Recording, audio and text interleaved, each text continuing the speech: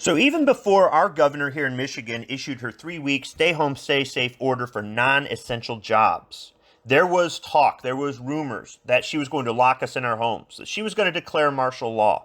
There's a lot of people that don't understand how the military works or how law enforcement works. And I know more on the military side than the law enforcement side.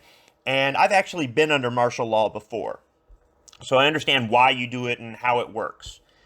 But there aren't enough cops, even if you call up the reserves. There aren't enough guardsmen, even if you call everybody in the state of Michigan to lock down the entire state. You could lock down certain parts of it, maybe a city, maybe a county, but you're going to devote most of your resources towards that. Not everybody in the National Guard is infantry or military police.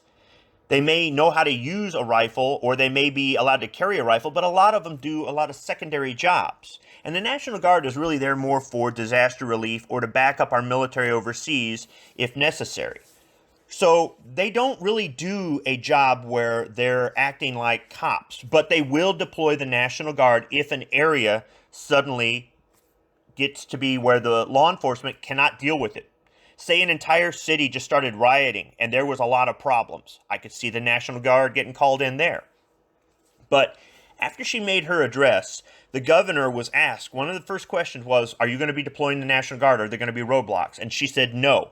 Now, I really think she should have said this a week prior and said, if we do a stay-home order, understand this, it will be a stay-home order. She could a week prior say, we're looking at it, we're not sure if we're going to do it, but if we do, understand this, it is not martial law. And that might have stopped a lot of panic prior to her issuing the order. But at least she said it right after she issued the order.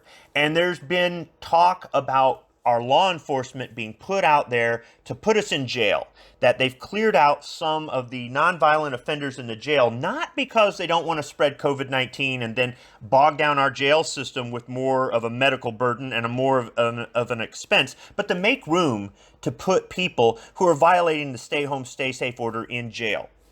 If you put those people in jail, it's going to cost the state money. Our governor's not about spending any money on any of us or anything, but she sure is about making money. I can see them issuing fines or pushing people towards accepting a fine over jail time because she's all about fleecing us for money.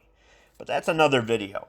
The whole point being is, if you work an essential job, your employer should be providing you with paperwork so that if you break down or if you get pulled over for a traffic infraction on your way to or from work or traveling for work, that if the law enforcement officer says, you're a long way from home, what are you doing? You've got something. This isn't something that's going to last forever. This is just for this stay home order, even if it gets extended for a little bit. This is all supposed to be for public safety, for public health. And this is a temporary order. If this goes on way too long, we need to hold our politicians' feet to the fire. We need to stay vigilant in order to make sure that they know we're watching what they're doing. But if we spread rumors, if we spread lies, if we don't understand what's going on and we presume to know and we just add to the public panic, it isn't going to help the situation overall. And for the people who are refusing to stay home, maybe some of them do need to pay one of these tickets in order to get the message across. I mean, I really don't want to see anybody be told that they can't do this or can't do that. But if you read the governor's order, there's lots of leeway. You can still travel to the store for something you need. Not the shopping mall, but the grocery store, the gas station, or the pharmacy. Auto repair shops are open, so I imagine auto parts stores are open. Hardware stores are definitely open. I checked with my local distributor for rock salt for water softeners. They're still open. These places are considered essential businesses. You can still go to the doctor, to the emergency room. Some government offices are still open, but a lot of them are closed at both the state and local level. So there's a lot of things that are closed right now that really don't give somebody an excuse to be out and about unnecessarily. And it's all in the name of public safety. Let's just get through this for the time being. Let's put up with it. And let's just all try to do our part to make everything better. And then let's get back to normal as soon as possible. But the more that we do to spread bad information or to create a panic, the more likely we are to continue to be in this situation. And the more likely it is that there will be some sort of event that we don't want to happen. I definitely don't want to see people rioting at the grocery store, and I hope it never happens in my state, but I could see it happening some places.